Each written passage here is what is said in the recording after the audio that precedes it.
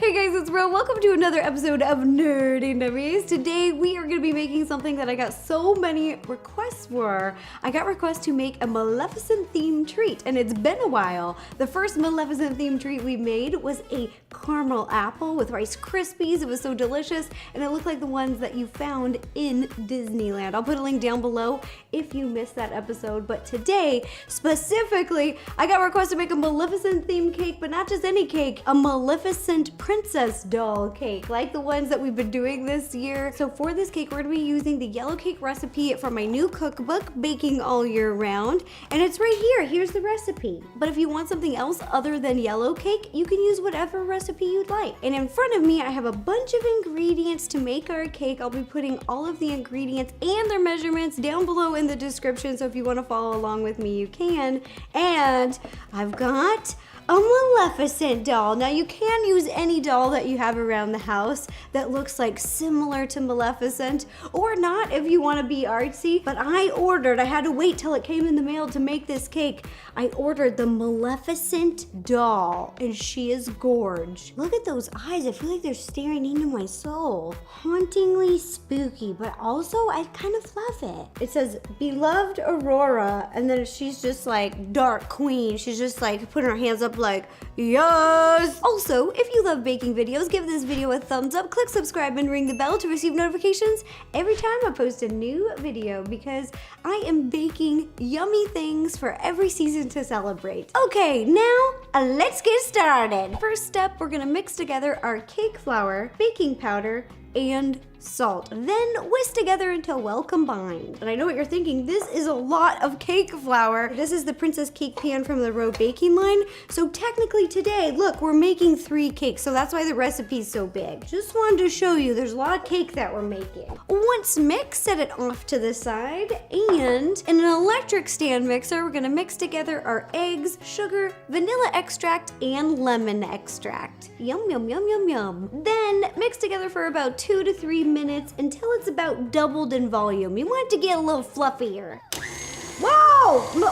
Okay, I'm actually not mad at that speed. Look how fluffy this is. This is looking good. And now I'm gonna let that sit, and I'm gonna combine all of the dairy things. I'm gonna pour the buttermilk and milk into the melted butter. Oh my gosh, that is just fits. Mix together and set this one off to the side. And bring in the flour. Next step, add all of the dry ingredients into the egg mixture and mix together till well combined. Once combined, then we're gonna add our very buttery mixture. Okay, our cake batter is all mixed up and ready to pour into these 3 pans. Now I'm just gonna eyeball it, and I'm gonna try to fill each pan about 2/3 full. Woo! Oh, that's a nice thick batter. Oh, it smells so good, that slight lemon. Molly. Molly's here, she's over here. Put your hand in. There she is! She's helping me bake today, but she's not on camera today because we stayed up really late with Grayson. Oh my gosh, it's so heavy. Oh my gosh. Molly, do you believe in me? You can do it. We can do it. Okay, we're doing it. Eyeballing. Look at that arm workout. Boom. That's 2/3. Boom. Now remember, when you're pouring in the batter, don't pour into the center hole. It goes right there. It goes right through. There's nothing there. So just avoid the center hole, and don't worry about getting a little batter on the cake pan. You can just wipe it off. I'm a really messy baker, so don't worry about it. All the batter is in the pans, and these cakes are ready to bake. You're gonna heat your oven to 350 degrees and bake for about 35 to 40 minutes. And the great thing about these pans is you can put them all in at the same time. Just toss them all in, and they bake evenly, even though they're different sizes. Boom! Science! I came up with that. Once your cakes have baked, give them plenty of time to cool. Then I've leveled them off, which is just cutting off the top so that they're nice and flat. And over here, we're gonna stack them and ice them. Now is a good time to pick whatever you wanna serve your cake on, whether it's a cake plate like I've got, or a regular plate, or a cake stand, whatever you're fancy, whatever you wanna use. And I'm also gonna be setting it on top of a turntable just to make icing a little bit easier. If you don't have one of these, that's fine, but I just love it because it's so smooth and it makes it look profesh. But wait a minute, actually we are covering the cake in fondant, so if your icing doesn't look perfect, it doesn't matter, nobody's gonna know. You're gonna take the largest cake, this one goes on the bottom, level side down, boom, just like that. And then we're gonna take a bunch of vanilla buttercream icing, which I've dyed green, and ice on top and start stacking. We're gonna go cake, icing, cake, icing, cake. And I picked green because green is the color of Maleficent's magic. So I thought that was pretty cool. The magic's inside of her. And this one, it's in her dress. Pretty cool. Oh yeah, I like to put a thick layer of icing in between here because then each slice looks really pretty when you cut into the cake. Get that bright green layer in between. Pick up the second cake, we're gonna put it level side down because it slightly creates a slant. Another layer of icing. I like to pipe an outside layer and around the circle and then fill it in. Now for the last and final layer of the cake, the dome goes on the top and you just want to align the holes so they go all the way down.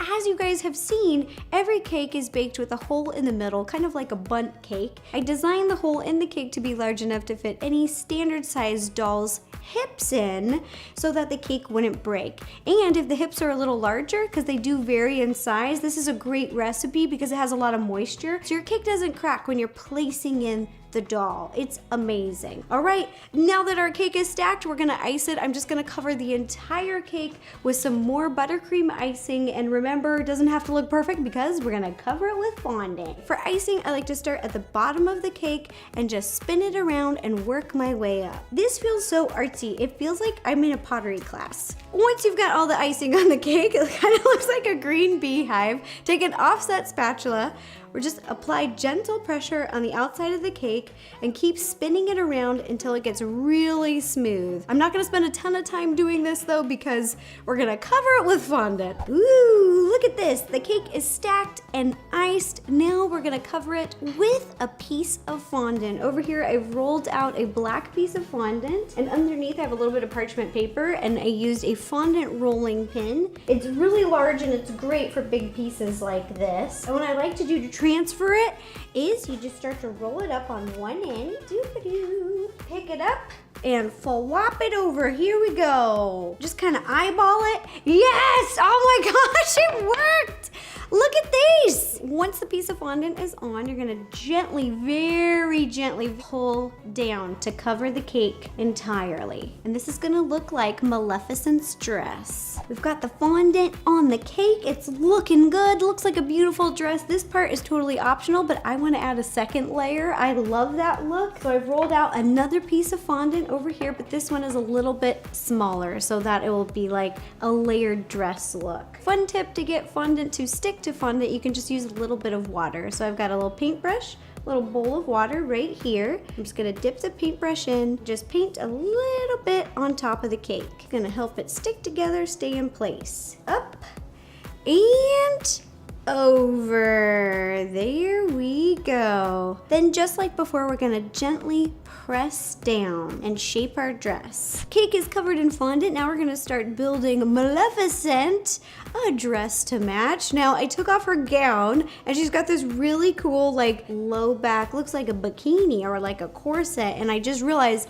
look, I didn't plan this. I didn't even know it was there. Look at that. Both low back. We're twinsies or whatever. This part's optional. You can just stick her bloop right in the cake because that looks like a beautiful dress. Look at that. We're gonna be fancy today. I'm gonna make her a matching fondant top. In front of me, I've cut out a bunch of different pieces out of black fondant, and this is the beginning of her V-neck dress. And I know it looks a little funny. Basically just roll out and cut out a rectangle and then cut out a V-neck for her front and 2 dips for her armholes.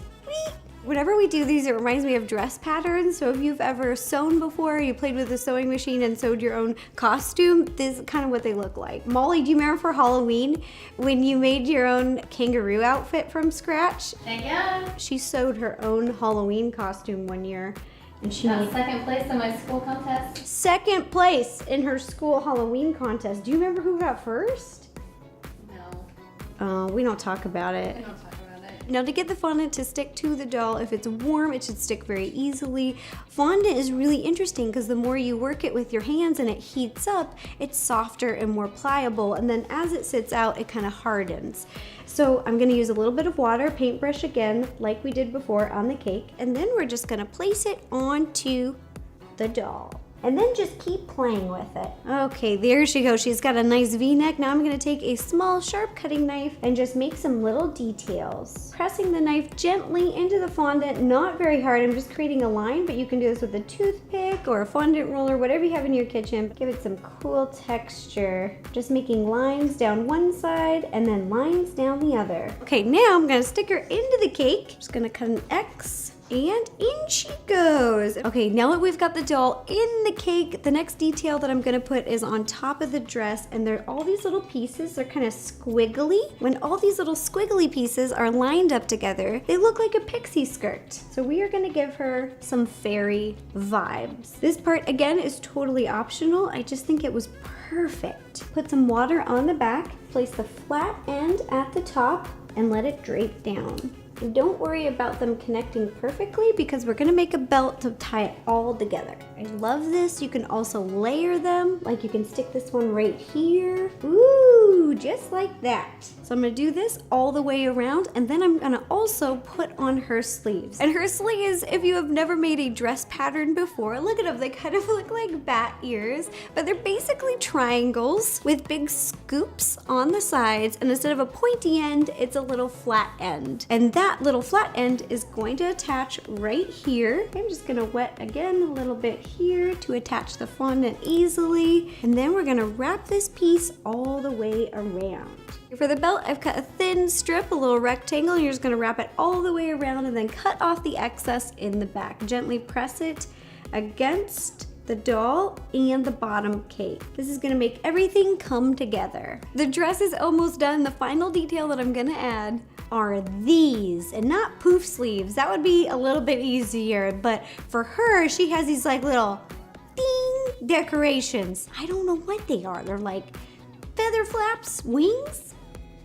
They're, you know, these. This little detail is so iconic to her look, so I'm just gonna take a little piece of fondant. It's so small, I've rolled it just with my fingers. I'm placing it on top of her shoulder, kind of like a baby shoulder pad. Give her some height. Then the paintbrush, drop of water to help the fondant stick. I've cut out two triangles, one smaller than the other, and you're gonna place the smaller one down first, right into the fondant. It's gonna kind of act as a base, a glue. I'm gonna add a little bit more water onto the larger triangle and place it on top. And ta-da! There you have it. Here is the Maleficent themed princess cake that we made today. A big thank you to you guys for suggesting a Maleficent themed treat. I hope you guys enjoyed it. I'll be taking pictures of this cake and posting it all over social media with the recipe. If you make this cake, please tag me because I love seeing your baking creations. It just makes me happy. It makes my day. Or if you make any other Maleficent themed treats or any treats with the princess pan, because there are so many Disney princesses and villains that you can make using this pan. I absolutely love it. It's super versatile. I had so much fun making this. If you guys like baking videos, give this video a thumbs up. Don't forget to subscribe, ring the bell to receive notifications every time I post a new video. All right, thanks again. Bye-bye.